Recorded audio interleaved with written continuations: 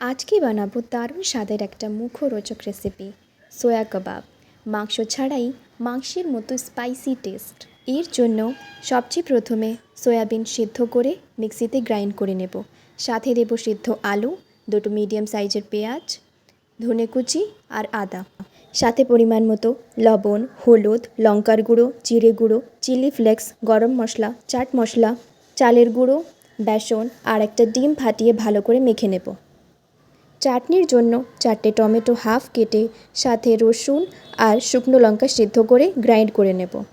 এখন এটাকে তেলে 5 মিনিট মতো ফ্রাই করে নিতে হবে। সাথে পরিমাণ মতো লবণ, চিনি আর টমেটো সস দিয়ে 5 মিনিট রান্না করে নিলেই চাটনি রেডি। এটার পর একটা স্টিকের সাহায্যে হাত দিয়ে ভালো করে একটা শেপ দিয়ে নেব। এভাবেই আমি সবকটা তৈরি করে নেব। এরপর তেল এটাকে ভালো করে লাল লাল করে ভাজতে হবে। ভাজলেই তৈরি স্পাইসি সোয়া কাবাব।